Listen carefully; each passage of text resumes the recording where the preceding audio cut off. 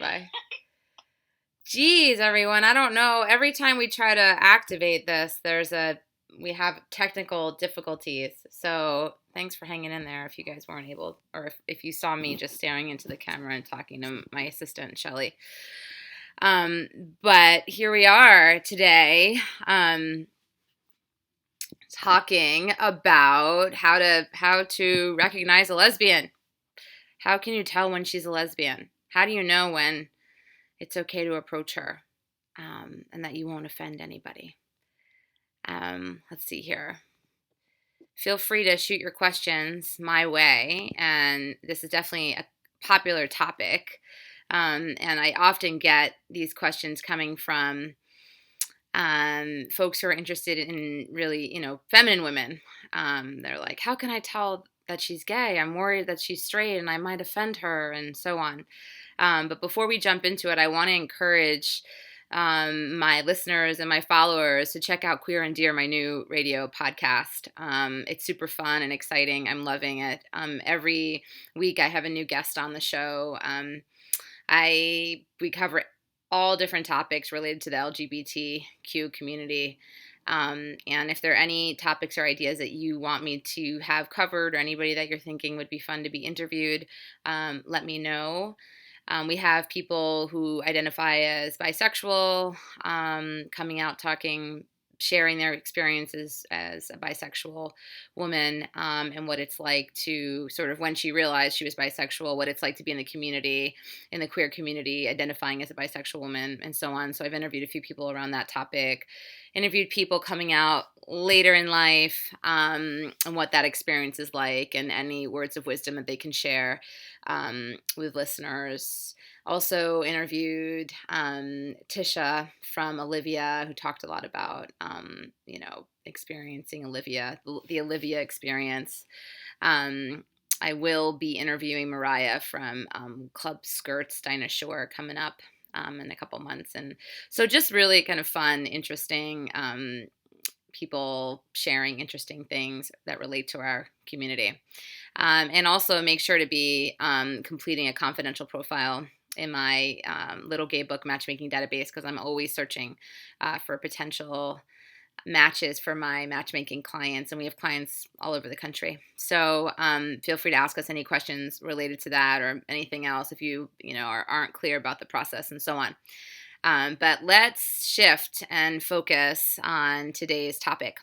So I got my first question here, and it is, I like femme women and they often look straight. How can I know? Okay, so here we go. This is like the number one most common question that I get. And what I say is that this is a thing, even if you can't totally tell, who doesn't like to be approached by somebody that is expressing interest, that's being bold? Like, I know when people come over to me and introduce themselves and give me a compliment, even if they're straight and I know for sure that I'm not going to be interested in them, I'm flattered by that compliment. I'm flattered by the fact that they, push themselves to come over. It's not easy to come over and strike up conversation with a stranger, especially if there's an attraction. So I'm always so appreciative. And anybody who's a kind person would be, I think, appreciative that you came over and introduced yourself and took a risk and were bold. So you may not necessarily know if she looks straight. You may not know that she's bisexual or gay. So it's always worth at least going over and saying, hey, my name is Frankie, and I noticed you, and I couldn't help but feel a pull to come over and introduce myself to you, and you look so beautiful, or give her a compliment. I noticed your beautiful hair, or I noticed your beautiful eyes, and I would have been kicking myself had I not come over and introduced myself. But back to your question. So how do you know if the woman is gay if she looks straight? So you're not going to necessarily know. What I would say is that it never hurts to kind of just look her way and see if you can get eye contact, and smile. Don't smile hugely so it scares her off, but just like a little soft, serene smile I think just getting her to like, it communicates, hey, I'm noticing you. And I am smiling because I'm having a good feeling while I'm noticing you. And if she continues to linger in her looking back at you, that's usually an indication of some kind of interest. I mean, at least who knows? I mean, it could be a woman who's straight that is curious, or, you know, it could be that she's noticing that you're looking at her and she's never been with a woman before, but she's noticing you. I mean, a lot of people fall for each other because they're falling for the person, right? They don't necessarily see gender.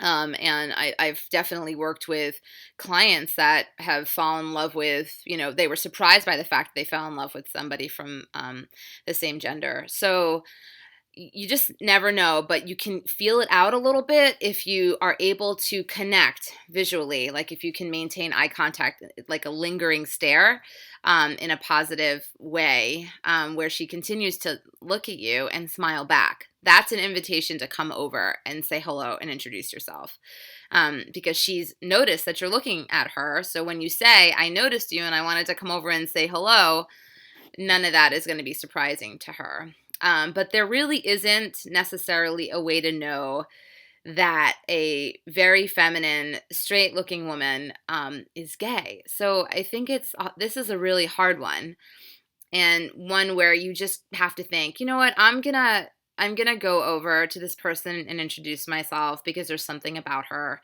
and I'm gonna give her a compliment, and hopefully she's a friendly, kind, loving person that will be open enough to receive my compliment or my attention, even if she's not gay or bisexual or even interested in me. So that's a hard one, but let's see. Keep these questions coming. I want to encourage all of you to be bold and go over and introduce yourself, say hello, strike up a conversation. I'm not at all minimizing the fact that it's incredibly intimidating sometimes, and we're all afraid of rejection. It's scary to think that somebody might reject us or somebody has something against us because we're gay or lesbian or bisexual, but you'll never know. You might be kicking yourself for not taking the risk, and ultimately, what's the worst thing that could happen? Where she's just kind of rude and doesn't get it, and that's it. It's her loss in the end. You were bold. You got to walk away going, you know what? I'm not going to take this as a rejection. I walked up confidently. I was bold. I took a risk today, and I feel really good about that. That's where I want you to focus your energy and attention, not on, oh my gosh, she was so rude. Oh my gosh, she wasn't into me. I must not be attractive enough, or, you know, I must not be butch enough, or I must not be feminine enough. Whatever it is, it doesn't even matter. What matters is you were bold, and you were like just being kind and friendly and warm and loving. Like, screw her, whatever. Okay, next. Is it rude for me to ask if a woman is gay? So this is a touchy one because sometimes people can get offended. What you could do is, I always say, use humor.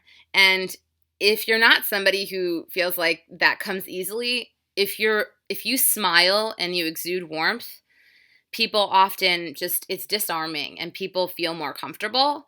And I know when we're nervous, it's hard to do that. But if you could say to somebody that you think that you're interested in, that you're hoping is lesbian or bisexual, and interested in women, that you could say, I noticed you. You are a beautiful woman, and I have no idea if you're gay or straight, but I'm gay and I think you're beautiful, and I just wanted to come over and let you know that I noticed you, and my name's Frankie, and what's your name?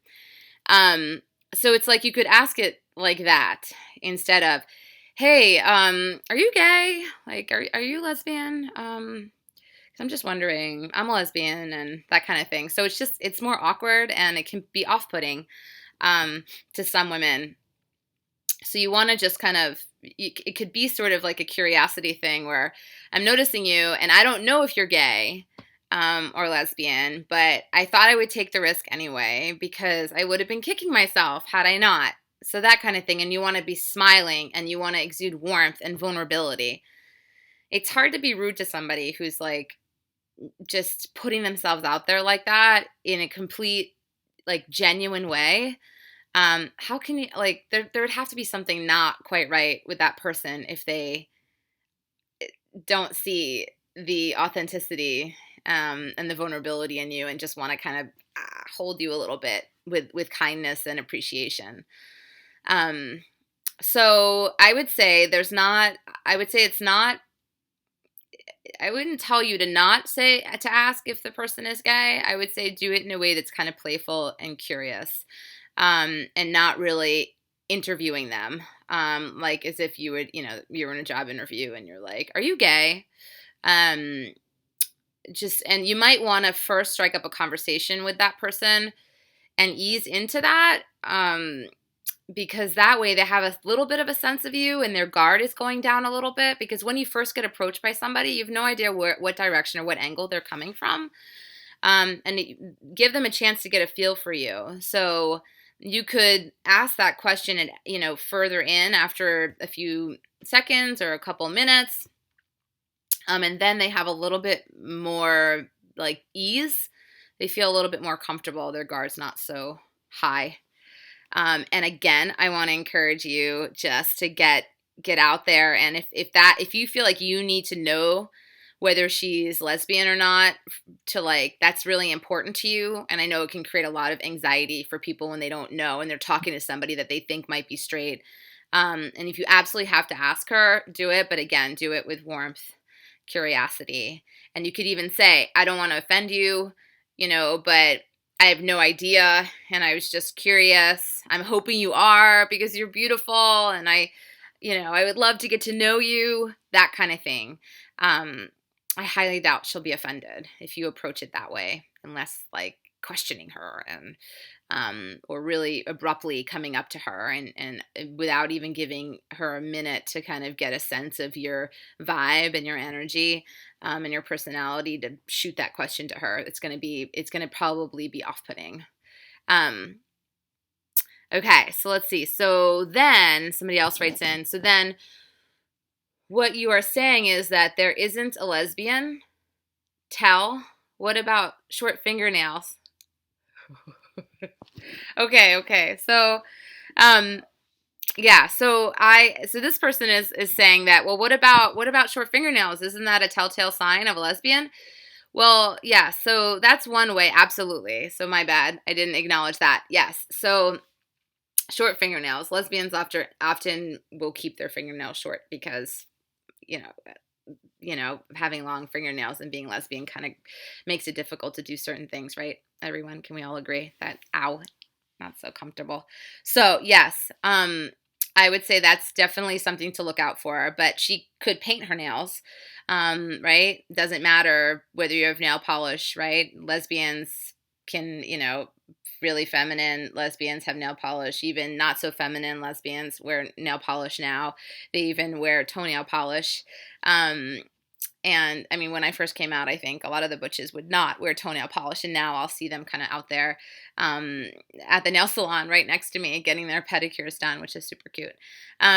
So yeah, that's one way kind of to sort of tell. So I would definitely take a look at her hands to see if she has short fingernails. But then again, here it is. Like, I don't want you to go, "Oh my gosh, she has long fingernails. Forget it. I'm not going to go and talk to her because I think she's probably straight." The thing is, there are many high femme women that also have long fingernails. So, they may just be, bottoms, and it's not so much of an issue. So they have long fingernails. I have been told by some people that fingernails aren't an issue. Even if you're not a bottom, nails are not an issue. So there's that too. I don't know how, I'm not quite sure how that works, but fingernails can I imagine be an issue. But I think if you, I'm sure that there's ways around just being more careful and avoiding any damage, if you know what I mean. So yes, I would notice that if she has short fingernails, that maybe she's lesbian, but I would not avoid approaching her because she has long fingernails. So I want to encourage you again.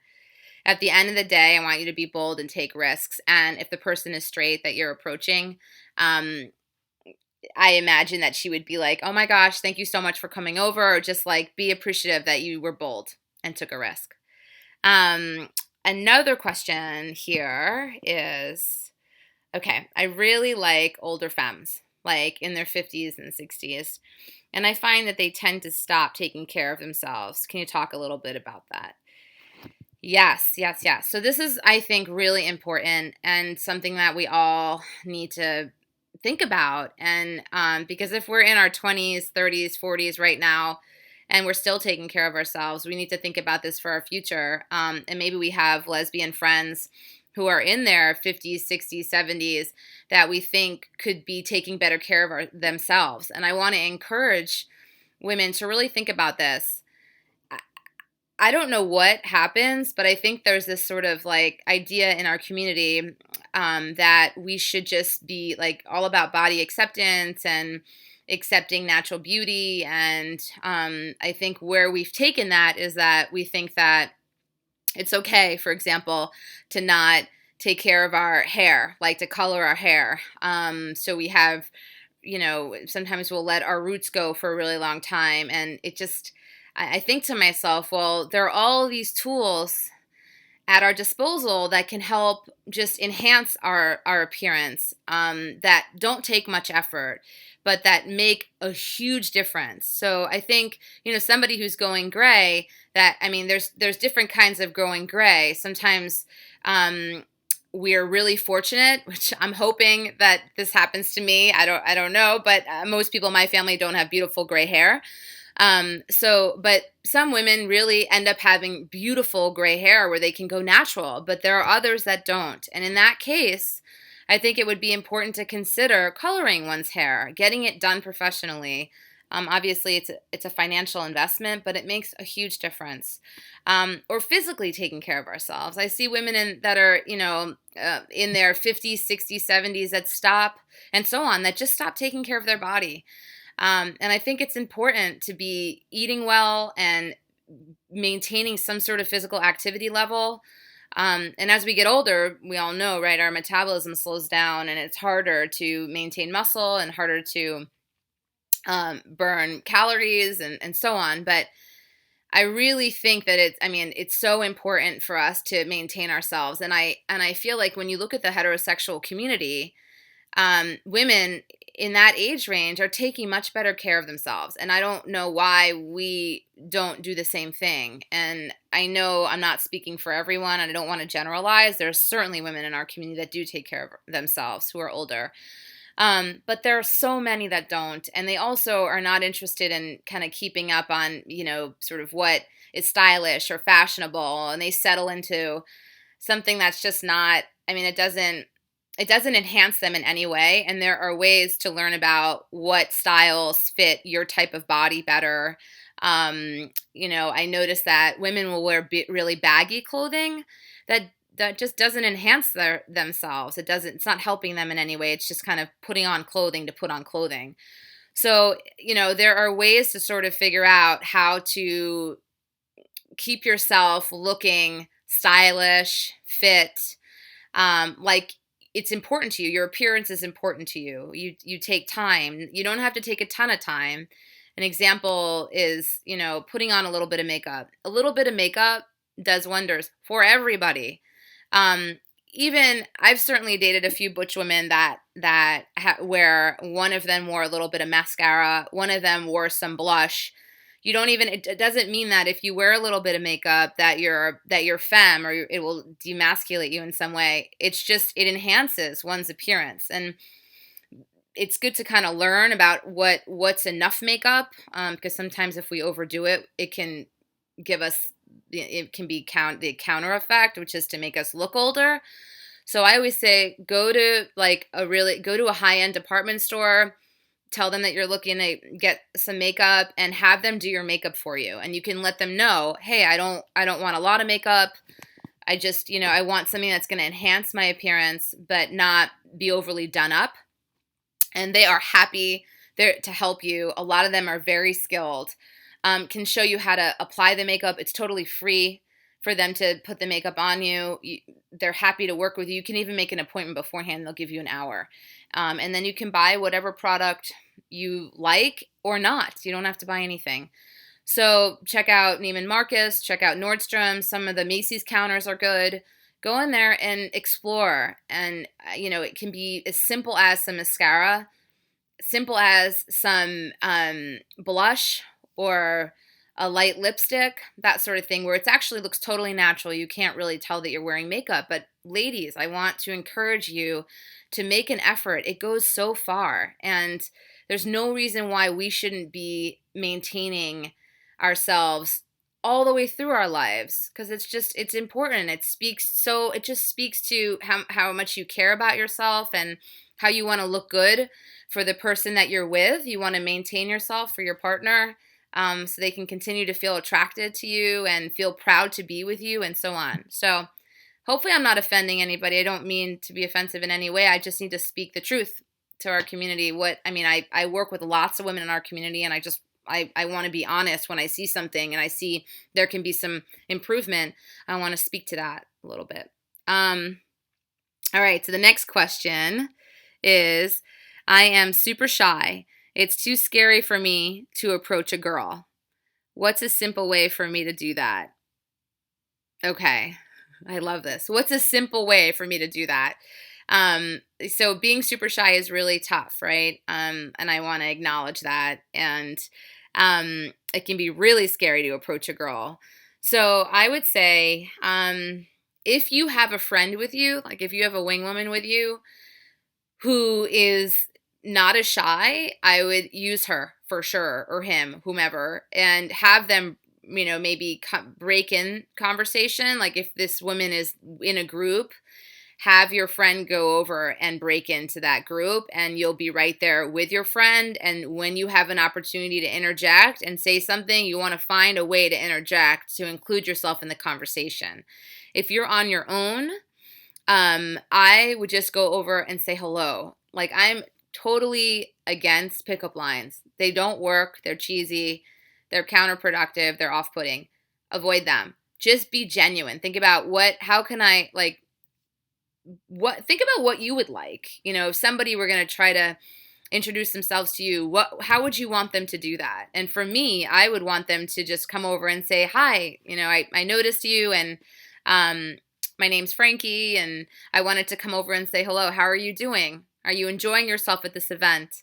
Ask her some questions. We all love to kind of, answer questions instead of having it, because it's easy. It's harder for us to generate, on the other side, to generate conversation, especially with somebody you don't know. So if you have some questions that you can just ask her right off the bat, maybe if you're at a political event, or I don't know, if you're at some sort of screening or a film event, or ask questions about the film. Ask her what she thinks about the film, what brought her to this event, her thoughts about it, how she's, is she having a good time, and so on. Also, you can give her a compliment. Compliments, who doesn't like receiving compliments? So you can say, hey, I noticed your dress, for example, or I noticed your pantsuit. I wanted to come over and say hello because I noticed it, and I noticed you, and you look really great and interesting, and I wanted to say hello.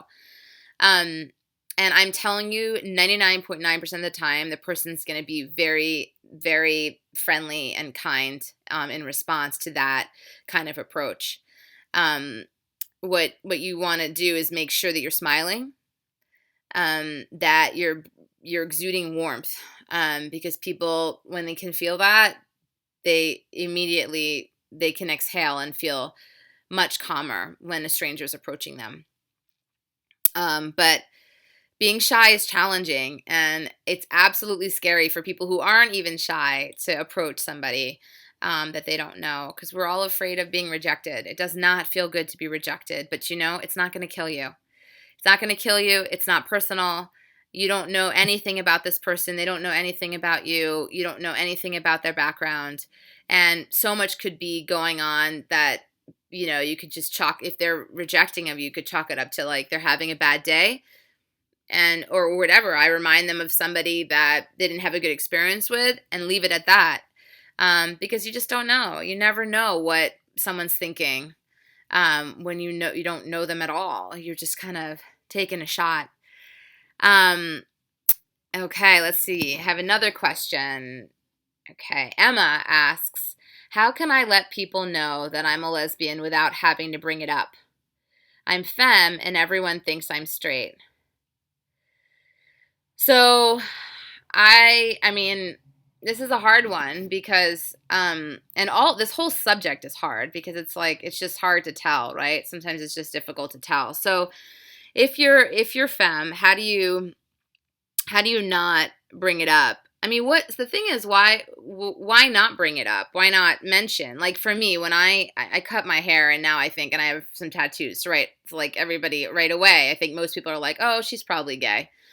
But when I had long hair, I would definitely, if I were at an event and somebody was talking to me, I would somehow, because it was my own, I just wanted it to be very clear, who I was in that way. Like I didn't want them to think I was the straight girl hanging out with my gay friends, or even to think that I was the bi girl hanging out, because I'm not bi. So I felt like, so it would come up in conversation.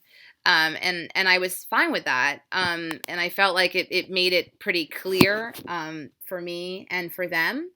So nobody was wondering. And I would just bring it up and say, people mistaken me to be straight or bi all the time because I have long hair and I wear makeup and I'm feminine.